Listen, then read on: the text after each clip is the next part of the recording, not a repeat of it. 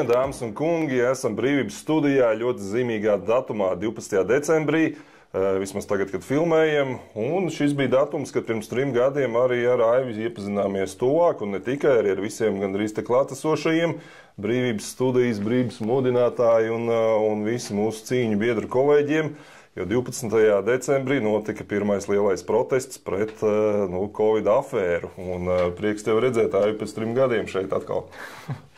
Sveiki, Rudolf. Nav jau tā, ka mēs nebūtu tikušies pa šiem 3 gadiem. Bija daudz kas pa viņiem. Bet jā, sveiciens visiem, kas skatās. Palaikam tā sanāk, iet garām šim te pagrabam un te ierau iekšā un te jāparunā ar kādu atmiņas, kas tik te nav bijis. Jā, tas pirms grūti noticēt, ka pagāja jau 3 gadi kopš tā brīža, lai arī kā uz to skatās, bet, manuprāt, faktiski tā sanāk, ka līdz šim pašam brīdim tas pasākums laikam bija, var teikt, ka vislielākais, ko latviešu tauta spēja izdarīt toreiz uz tā viļņa savākties, vismaz cik tur tie 1000 bija. Varbūt Baltijas ceļā bija vairāk, es nezinu, bet... Vēl bija rododendrs, kaut kas jau bija, toreiz bija visādas izsvilpšanas, bija tur, ko enerģijas ziņā bija līdzīgi, bet tev taisnība, un es varbūt atskatīties atpakaļ, kas tad pa šiem 3 gadiem ir noticis, un ja mums rīt būtu jāsarīko šāds te pasākums, man liekas, tas būtu sarežģītāk, jo noticis ir daudz kas. Mēs bijām toreiz daudz, patiešām daudz, ne tikai kā dalībnieki, bet kā organizatori bija ļoti, harizmātiski un interesanti cilvēki, gan Jānis Pļaviņš, gan Andris Ciekurs un virkni citi, bet pa šiem te gadiem, kaut kā izdevās tomēr pretiniekam visus salikt kaut kur pa dažādiem stūrīšiem, un daži atmetuši ar roku, bet, daži turpina un cīņās, un es uzskatu šo par vērtīgu pieredzi. Kā tu skaties, varbūt, kas šodien ir citādāk nekā bija toreiz pirms 3 gadiem? Daudz kas ir citādāk. Tas, kas bija toreiz, tas ir arī manas iekšējās sajūtas. Toreiz jau man arī neviens it kā nelika neko darīt, neko, vienkārši bija tāds brīdis. Manuprāt, tas arī bija izšķirošs brīdis, ne tikai katra cilvēka personiskajā kaut kādā attīstībā, garīgajā, ko viņš spēja saprast, ko viņš nespēja, ko tad viņš gal galā izdomā iesākt, bet tas bija arī tāds kā lūzuma punkts, jeb tas brīdis, kas faktiski ir aprakstīts, man liekas, daudzos arī garīgajos traktātos bez mazvai, kad notiks tāda kā lūzuma punkts, kad būs jāizvēlās, kad ir tā kaut kāda atsijāšana arī sabiedrībā, kad katrs tad kaut kādu lēmumu pieņem, kas viņš ir, ko viņš dara, ko viņš pārstāv, ko viņš jūt, ko viņš pār saprot, vai ir izvēlās neko nesaprast un aiziet pa to skuju taku tā saucamo, vai arī notiek kaut kāds lūzums, un tad cilvēki, kas pamostās, kas vēl nebija pamodušies, tas bija tas brīdis, kad tas bija jāizdara pēdējais vilciens, un tā arī notika. Jo kopš tā laika faktiski es tā secinu, ka cik mūsu ir, tik mūsu ir. Nav tā, ka vairāk īpaši būs, laikam jo pēc tam sākās viss pārējais. Bet tas bija tāds aktīvs darbošanās laiks, jo tad burtiski nāca iekšā tāds impulss, ka vajag darīt, vajag maukt, vajag 24 stundas diennaktī strādāt. Un tāpat vien to darīt, tāpēc, ka tas bija tāds iedvesmas brīdis, kad vienkārši tu nevarēji to nedarīt. Un tad tas bija īstenībā jaukākais laiks, var teikt, savā ziņā, kaut arī mūs nekur nelaida. Mēs uz ielām sēdējām, savas maizītes ēdām, pūcējāmies pagrabiņos. Toties, kas pa deksmi bija, vismaz tam baram, kas savācās. Jā, bet labi, mēs varam pastīties uz pozitīvajām lietām. Es uzskatu, mēs varam to tā objektīvi teikt, ka pateicoties visu mūsu aktivitātēm, bija vēl virkni citi cilvēki, Kristīna Duņets, Edgars Mednis un daži ārsti un tādi pieslēdzās. Pateicoties šīm aktivitātēm Latvijā, tomēr cilvēki liela daļa nenovakcinējās un izglābās no tagadējām problēmām, kas saistīts ar blaknēm un tā tālāk. Citi aizgāja tiešām pat arī aizsaulē dēļ šīm te vakcīnām. Izglābās. Tagad mēs varam staigāt slimi apkārt. Neviens pat nepārbauda, ir to Covid vai nav. Tagad, sapcīt, ļoti daudz slimo. Es arī pagājušajā daļā bišķiņu paslimoju. Nevienam neinteresē. Deputāti pat uz Saimu gāja, budžetu pieņem 12, tur puņķaini slimi sēdēja, tur kaut līdamais. Tad toreiz tas bija tik dramatiski. Visi policisti iesaistījās, pašvaldības pašvaldības valsts, kas tik te nebija, mēdī kā meloja. Un tas pretspēks, ko mēs devām, viņš garantēja to, ka tie ir, 20, 30, 40 vai 70% no sabiedrības tomēr nenovakcinējās. Liela daļa jau pirka tos certifikātus arī, būsim atklāti, tur viss ministru sievas un viss caur drošības dienestiem to realizēja mierīgi, tie tur jumtoja. Tagad tas viss bija, un tagad otrais tas neies cauri. Un te dažiem jau liekas, viss jau beidzies, ko tu jūs vēl te tos vecās tēmas, bet nekas nav beidzies. Paskatāmies, ko dara Pasaules veselības organizācija. Igauņu vēstuli bija pirms 2 nedēļām, 10 vai 11 igauņu deputāti, opozīcijas, protams, uzrakstīja vēstuli, ka viņi negrib pagarināt līgumu ar Pasaules veselības organizāciju, un likās, kas tas pa līgumu. Izrādās, Eiropas komisija jau ir parakstījusi kaut kādu nākamo sadarbības tur pastiprināšanas, tur nodošanu, autoritātes nodošanu Pasaules veselības organizācijai un dalību valstīm, tā skaitā Latvijai, līdz maijam nākamā gada ir jāratificē šis te Pasaules veselības organizācijas jaunais sadarbības līgums. Igauņi šie 11 deputāti pateica, ka viņi to negrib. Pēc pāris dienām sekoja citu igauņu vēstuli, kuri pateica, ignorējiet to vēstuli, tie bija opozicionāri, viņiem nav nekāda vara, viņi nav koalīcijā, mēs visu turpināsim. Igauņi tagad ceļtrāci, līdzīgi kā uz Baltijas ceļu. Igauņi sazinājās, teica, ka vajadzēs kaut ko darīt aprīlī, jo šīs te jautājums skar arī Latviju. Latvijā par šo te nerunā līdzīgi kā par CBDC digitālo naudu. Un kāpēc tieši šobrīd tas notiek Pasaules veselības organizācijā? Ir tieši tāpēc, ka tagad šogad nespiež ar Covid nevienu. Nav ne maskas, nav nekas, viss it kā beidzies ir, lai visi ir iemedzināti, tikmēr viņi dabūna cauri savu likumdošanu, kas viņiem vajadzīga. Un tad pēc gadiem, 2, 3 vai 5, jau uz iemācītajām kļūdām, kas viņiem tagad redzēja, kas darbojās, kas ne, jau varēs ar pavisam citu spēku. Un ko tad tas līgums paredz? Tas līgums paredz, ka Pasaules veselības organizācijas darbinieki varēs katrā dalību valstī nākt paši jau un tur vakcinēt bezmaz ar varu un tā tālāk. Izklausās briesmīgi, bet tādu viņi šobrīd bīda cauri. Kā tu uz to visu skaties? Es uz to jau skatos, es par to jau esmu rakstījis un stāstījis, kas tas ir vispār. To sauc par tā saucamā pandēmijas līgumu, pandēmija trītī, kas viņiem tur briest jau vairākus gadus, tur ietilpst iekšā viss tas. Es jau no paša sākuma īstenībā toreiz teicu, ka tās digitālie certifikāti, ka tas bija vīrus vai jebkas, nav jau nozīmes, kas bija iemesls, lai cilvēks tajā sistēmā iedabūtu iekšā. Bet galvenais ir tas digitālais kods, jeb digitālais ID. Vienkārši ar vīrusu varēja to izdarīt visvieglāk, jo tad cilvēkiem ir panika, viņi nedomā, viņi tam tic, viņi to dara. Un tieši tāpēc jau tā pati veselības organizācija skaidri paziņoja, ka viņi to Eiropas digitālā certifikāta pieredzi ne jau atceļ, viņi to pārņem kā pieredzi, kā tas tika darīts, kur sanāca, kā nesanāca. Un tad viņi to liek kā pamatu savai globālai šai te sistēmai, kur tas viss būs atkal kopā ar visu, gan digitālais ID, gan visas tās valūtas, viss tur jau beigās būs vienā tajā sistēmā, kas ir tas galvenais viņu mērķis no paša sākuma. Un jā, tagad tur ir jau uzmetumi tam līgumam, jau var publiski tos atrast. Tur ir tie punkti, kas tur tiek mainīts, un faktiski tur ir briesmu lietas, par kurām neviens nerunā. Tāpēc, ka pirmkārt un galvenokārt tai organizācijai tiek piešķirta faktiski tāda vara kā nevienam. Pie tam tā nav tāda kā politiska vara, bet tā ir vara izsludināt šos te trauksmes stāvokļus, kur faktiski vienpersoniski tas vadītājs varēs to izdarīt.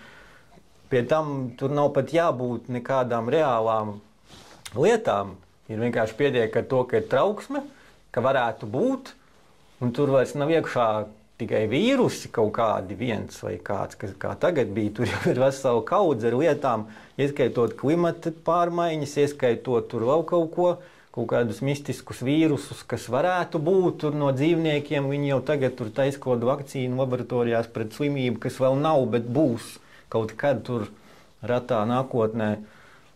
Pat tad mēs vēl redzēsim, ja tas viss tiešām sāks tā notikt. Bet jā, par to, kas par to runā, tas ir tas pats, kas ar to Stambulas konvenciju. Vienkārši tas ir jāizgrūž cauri, un tad tur būs komisijas, un varēs braukt un skatīties. Un es nezinu, kā tur būs ar izvairīšanos no tām piespiedu potēm, ja šis viss sāk strādāt. Tur jau pat ir runa par kaut kādām specvienībām, kas būs katrā valstī, un tad faktiski tas ir faktiski tas ir pamats te vienai pasaules valdībai, un tā viņš pamazām bīdās, kamēr mēs te esam aizņemti. Bet tu atceries, kā tu beidzās vīrus, vienā dienā beidzās, ka vajadzēja iet ārā ar tām citiem karogiem vicināties. Nu, jā, un tas bija tāds labs tests, tas parādīja, ka te cilvēki saprata, ka jā, mēdī melo, sliktie politiķi mums par vīrusu melo, visi jau bija beigās sapratuši, un tad pēkšņi atkal bija labie mēdī un labie politiķi, kuri palīdz te nabaga Ukraiņiem un tā tālāk visināties ar karodziņiem.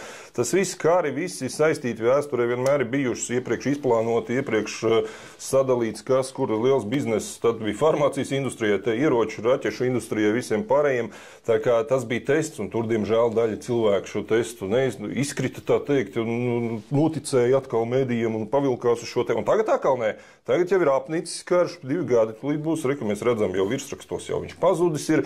Nu, cik pa TV24 var stāstīt, ka visu laiku Ukraiņi tik uzvar, bet nu, tāpat viņi tur muļājās. Tur tas Donbass ir kara darbības zona, un nekas tur nekādas uzvaras mēs beigi neredzam. Mums te stāsta, ka jā, vajag tikai naudu un tikko tur. Un es domāju, šobrīd jau ir apnicis arī latviešiem sūtīt tur savus vecos drandaļietus un tā tālāk.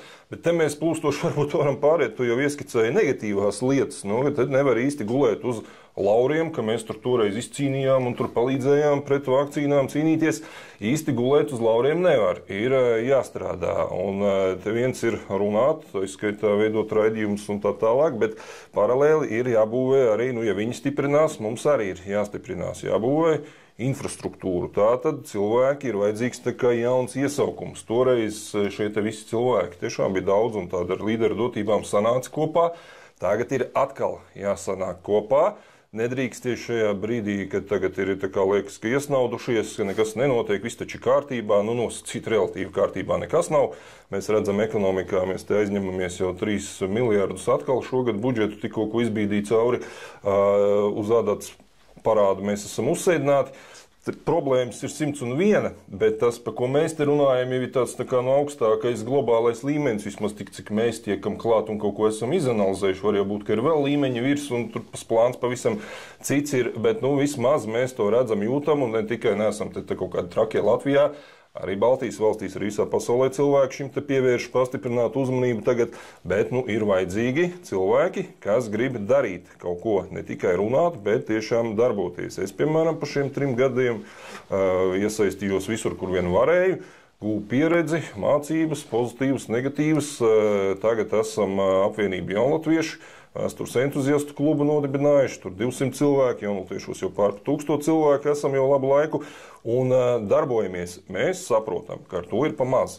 Es uzskatu, jābūt tādiem 20, 30, 50 vai 100 šādiem te veidojumiem, organizācijām vienalga. Tas ir partijas vai tur sabiedrisks, jebkas, kaut vai 10 cilvēku klubiņš, kaut vai kā šis pagrabiņš, kas te kreatīvi filmē visu kaut ko, bet tomēr turās kopā un paplašināties mēģina. Jo tādā brīdī, kad sāksies tas, par ko tu minēji, tās neaptveramās lietas, tad no nulles pēkšņi ķert un grābt un kaut ko tā, kā mēs toreiz darījām, būs jau par vēlu. Tur vajadzēs jau, ka var piezvanīt tev, ir savi cilvēki, piezvanīt var vēl kādam, un tur jau uzreiz sanāk kopā jau lielāks spēks. Tāpēc tie visi, kas tagad, es teiktu, kas negrib pieļaut otrais šādu kādu pazemojumu, ka jums tur ar maskām un ar pasi rokā jāiet iekšā lielveikalā vispār pēc pārtikas, lai dabūtu, ja? Es domāju, šoreiz tas neietu cauri, ja cilvēki vairs nav tik, bet mēs tāpat redzam, ka kaut ko jaunu, līdzīgi kā karu, pēkšņi ieslēgs un visi atkal uz to pavilksies. Un tā droši vien ir cilvēka daba. Nevar visi būt super informēti par visu. Lielai daļai neinteresē nekāda politika vispār ikdienā, kas ir slikti. Bet tāpēc mūsu uzdevums ir būt šādiem, turpināt šo te līderību. Diemžēl mēs redzam no tā laika cilvēkiem daļa ir aizgājuši šajā te neko nedarītāju klubiņā. Daži ir sajukuši prātā. Ar visādām sektām un pašu dedzināšanām un ko tik ne. Un galds tas trakākais ir tas neko nedarīt. Neko nedarot, viss pats no sevis tur juks un bruks. Te mēs pa 3 gadiem redzam, ka nekas nav sajūts un sabrucis. Viņi tikai ir nostiprinājušies šie jaunie spēki. Tur ieguvuši vairāk savu varu, medijus, policiju, visu pārējo apguvuši un budžetus un tā tālāk. Līdz ar to dzīvi pavadīt neko nedarot, tas ir tāds sevis, es teiktu, tāds muļķa mierinājums, sevis tāda attaisnošana, ka es esmu nespējīgs, neko nevaru izdarīt, tāpēc arī neko nedaru. Nu, labākā gadījumā kaut ko vismaz runāju, stāstu cilvēkiem, bet ar to ir jau šajā laikā krietni par maz, ir jārīkojās, ir jādara, ir viss kaut kas jādara. Un jūs redzat, tiklīdz jūs viens pats esat, ir sarežģīti, bet tiklīdz jau 2-3 cilvēki jau var padarīt brīnumu lietas, nevajag uzreiz 10-20 cilvēkus. Tā kā mans aicinājums visiem uz nākamo gadu, mēs te tādās jau Ziemassvētku jaungada tādās sajūtās esam, gada beigas ir padomāt par to, ka sākt kaut ko darīt. Un tās iespējas ir daudz, pievienoties vieniem, otriem, trešiem, pats kaut ko organizēt, vienalga, kur es pat teiktu. Un, protams, ne pie tiem jaunajiem spēkiem stāties tur jaunajā vienotībā nevajadzētu šobrīd. Arī var to darīt un no iekšienes tur mēģināt informāciju. Arī to var darīt, ja pietiekami daudz cilvēks ir apzinīgs attīstījies tādā ziņā, lai to darītu. Bet man gribās visu laiku kaut ko darīt. Es katrā ziņā nekad droši vien nepāriešu tādā klubiņā, kas ir neko nedarītāji, ka vajag galvenais neko nedarīt, un tad viss būs vēl labāk nekā ir. Te redzi, ir tāda gan problēma ar to visu darīšanu, kā tu pats labi zini un redzi, ka nav jau tā, ka tādas grupiņas nebūtu vai ka viņas nebūtu bijušas, bet problēma ir tāda, ka arī viņas pamanās vienmēr savā starpā sakašķēties, kas ir mūsu kaut kāds latviskais, tas šausmīgais, es nezinu, kas tas ir, Merķeļa aprakstītais gēns, kur ir 2 latvieši, tur ir kas? Un šis jau faktiski ir tas, kas visu laiku notiek. Es taču labi atceros arī to brīdi, tas bija pirms kuras tur Saeimas vēlēšanām, kas nebija pēdējā vai pirms tam, kad bija tas mēģinājums kaut kā to visu opozīciju apvienot šeit pat pagrabā. Te bija cilvēki, es taču te biju.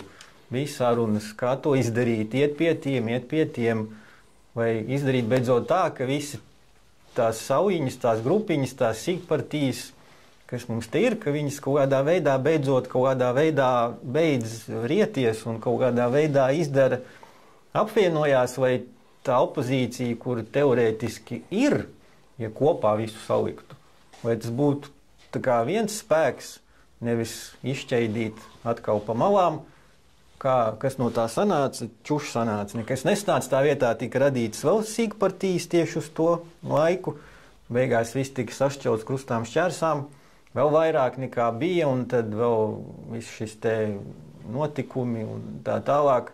Līdz ar to, vismaz es nezinu, kā tu uz to skaties, godīgi sakot. Tas ir tev jautājums, ko es te uzdošu. Redzot visu to, kas te notiek, kad te faktiski ir nevis tauta, bet dezorientēts bars šobrīd, kas ir sašķelts pa visām līnijām, kur vien tik var. Es, piemēram, agrāk vēl, pirms 3 gadiem, man tiešām likās, ka ir iespējama tāda vislatvijas kaut kāda atmoda, ka tiešām tauta celsies un ies visi kaut ko darīt, aizstāvēt vismaz sevi vai savus bērnus un tiem uzpuriņiem, visu to. Tā nenotika.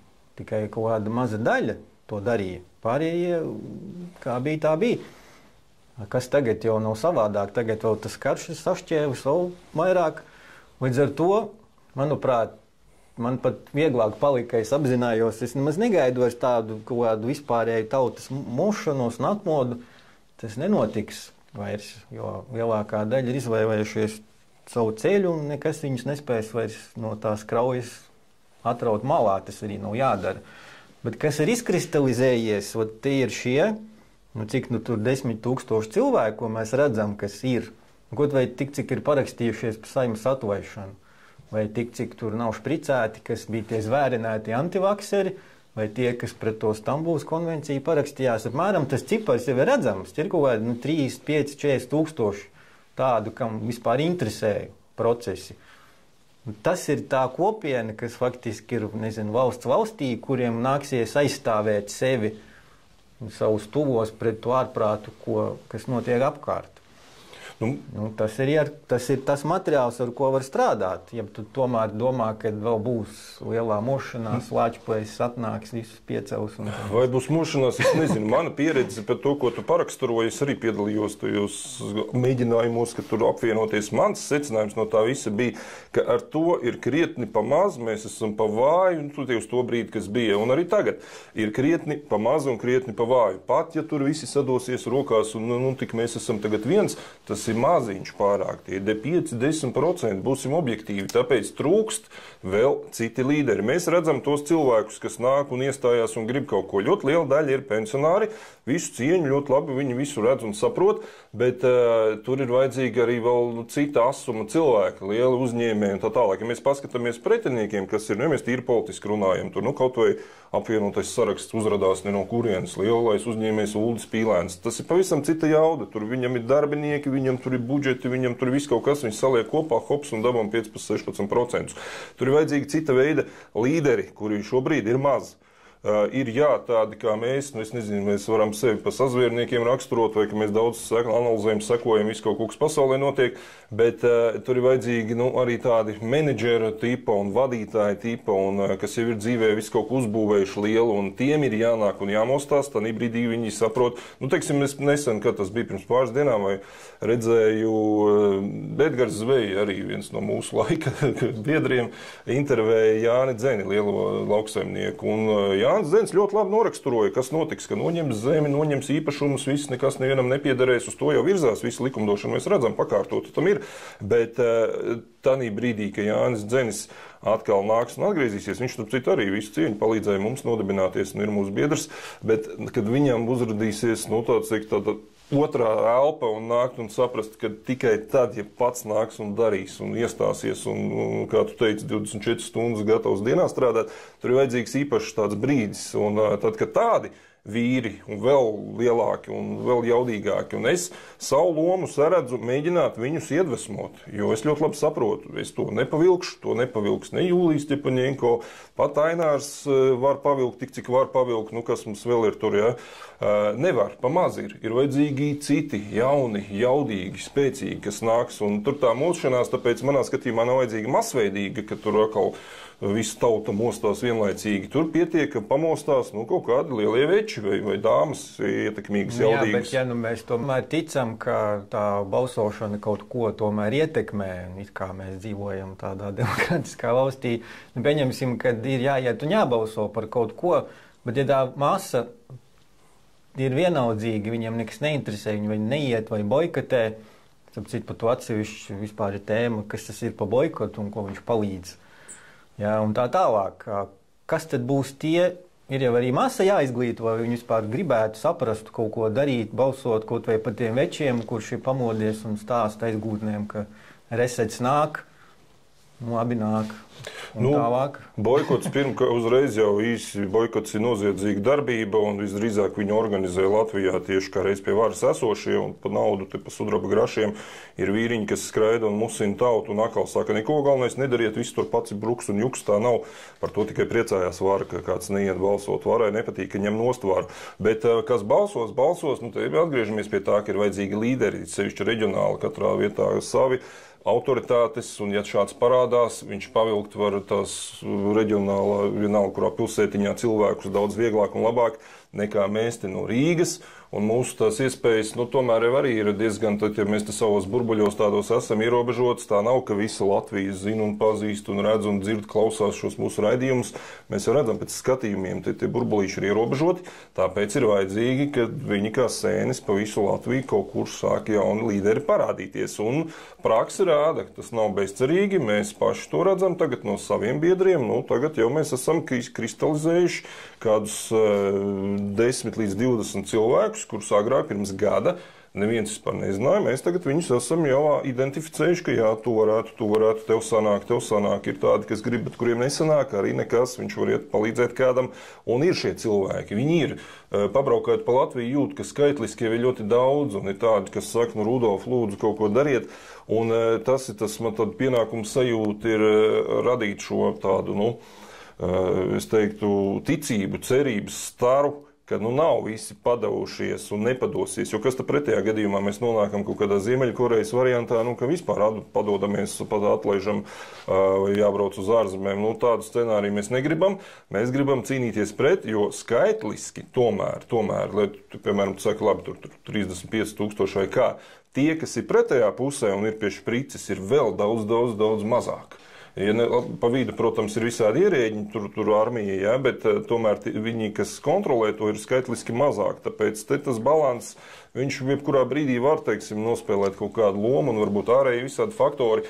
Katrā ziņā mans skatījums jābūt tonusā, jābūt ir labā formā un jābūt gataviem, lai nenotiktu, piemēram, tā kā notika pēc atomodas beigām, ka visi ar auseklīšiem un karodziņiem vicinājās un tikmēr atbrauc kariņa tēvs, vai tur visādi leviti un kas tik pie mums neatbrauca un mierīgi uzreiz jau ar savām kapitālismu un ārzemju valdību droši vien aģentu spējām 1 un 2 sabāza maisā visus auseklīšus un čekisti, plus čekisti pieslēdzās arī un visi, kas mēs te redzam tagad, ka uzpeldēja šīs te kartiņas, ja, tie kļuva pa premjeriem, pa ministriem un tā tālāk bez problēmām un cilvēki palika atkal tukšām rokām. Līdz ar to šādā te brīdī, ka mainīsies ārējo faktoru dēļ kaut kas, ir jābūt šādām te cilvēku kopienām, kas būs spējīgi, kā Diana labo piemēru Limbažas minēja, brīvie Limbaži, ļoti labi, arī Valmierā mēs nesen bijām, arī ir cilvēki, kas šādi te ir apvienojušies un darbojās ikdienā praktiski viens otram palīdz, un tas ir tas, kas ir vajadzīgs, un tur, bet ir vajadzīgi līderi manā skatījumā.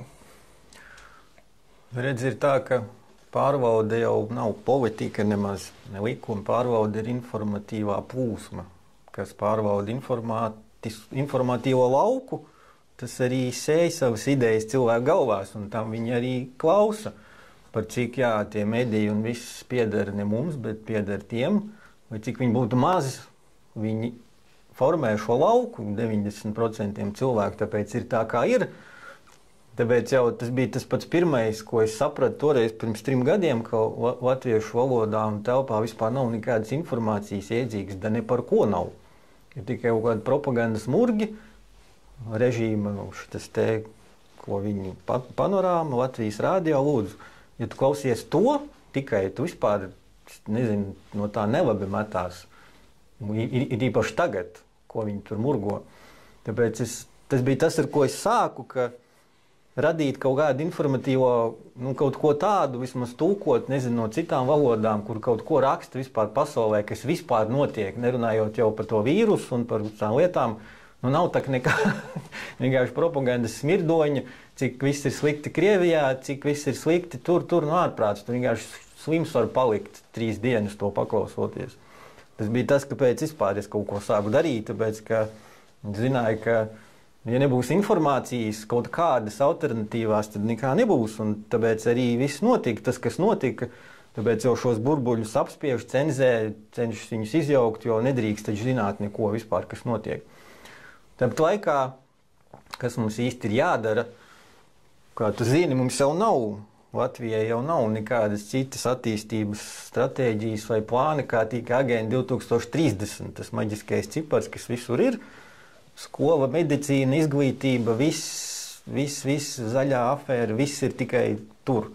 Tas brīdis tu tuvojās, cik ta palika, 7 gadi, 6 gadi ir, lai to ieviestu, tāpēc viss, kas mums ir jādara, sanāk tā, ka mums ir jābremzē tie procesi. Jo kamēr tas nav nobremzēts, kamēr tas nav apturēts, mēs vispār nevaram neko savu darīt. Mums viss ir uzlikts pa plauktiem, kas mums ir jādara, tāpēc viss tas notiek. Viss Stambuls, viss šitās te pandēmijas līgumi, viss tur ir ierakstīts. Pēc, ja mēs spēsim apturēt to, un kur tad vēl tagad tas balsojums pa Eiropā, ka Eiropā taču vairs nav sieviešu, nav vīriešu, nekā nav. Tagad māte un tēvs vairs nebūs. Jo viss jau Latvijā arī. Vēl te šodien lasīju, kad vecāks 1 un 2 būs, tad arī šeit tas būs. Līdz ar to grozi kā tu gribi, bet pati galvenā cīņa un partizānu taktika katram būs jāizcīna savā ģimenē un saviem tuvākajiem, vai tur tas neizplatās. Jo pretējā gadījumā jau vairs nebūs kam. Kam tad mēs to visu darām, ja nākamā paudze būs, kā viņus tur sauc, bez dzīmola vispār? Jā.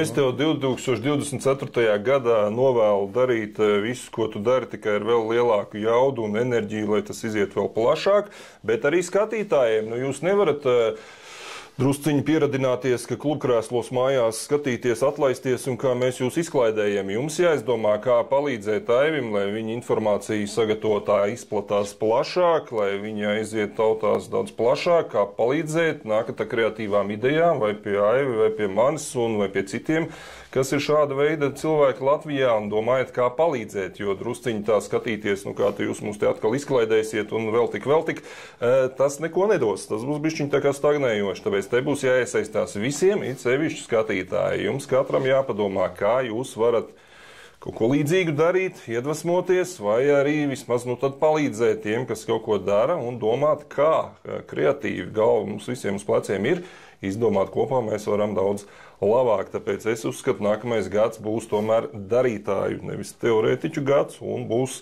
jāstāv pretī visam šim te un arī ar praktiskām lietām. Ir jau gan tā, ka Dižais Ļeņins teica, ka bez teorijas nekas arī nevar būt. Jā. Teorija ir jābūt, jāuzraksta, un pēc tās ir jāvadās praksē. Tāpēc visam jābūt balansā. Es tev to arī novēlu, ka, saproti, jāatrod balans starp teoriju, starp praksi, starp visu. Un tā skatos diezgan labi jums sanāk, mums sanāk, jaunatviešiem sanāk kaut kas ļoti jauki.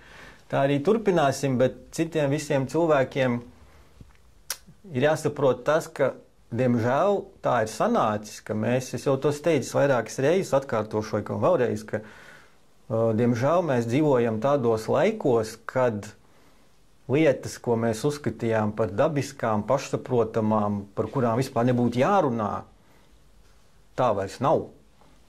Jo, kas var iedomāties pirms gadiem 10 kaut vai, ka vispār nāks pasaulē tādas lietas, kā sociālie dzimumi, ka tu vari identificēties par kaut kādu, nezinu ko, viss šis ārprāts, kas notiek, kur vēl tur mātes tēva jēdzieni vispār, kad nav vairs dzimumu, es nezinu, kā to nosaukt, bet jūs redzat, tie vairs nav stāsti, ko mēs stāstījām pirms gadiem 2, 3, kad tas varēja par to pasmieties, sazvērstības, ko tie atkal tur izdomājuši, arī, ko viss ir jau ratificēts. Līdz ar to, nāksies saprast, ka tagad par tām visām lietām, kuras mums bija pašsaprotamas, par kurām mēs pat nevarējām iedomāties par viņām runāt, tagad par viņām ir jācīnās. Tagad pasaulē notiek pat tā, ka mācītājiem tiesā jāpierāda, ka viņš runā patiesību, ka ir 2 dzimumi un tādas lietas. Tā kā, saņemamies. Metīsim ārā no Latvijas šos te ārzemju interešu pārstāvis ar visiem, kas mums te bija pie varas priekšgalā. Nevajag mums šādas te vērtības, mums vajag savas pašiem, mums ir pietiekami skaista valsts un cilvēki un kultūra, un to visu vajag saglabāt. Nevajag mums šīs svežzemju, Eiropas un Amerikas un pārējās ne rietumu, ne austrumu, nekādas citas ietekmes. Mēs te savi paši cilvēki varam tikt galā Latvijā. Priecīgus svētkus visiem! Laimīgu jauno gadu!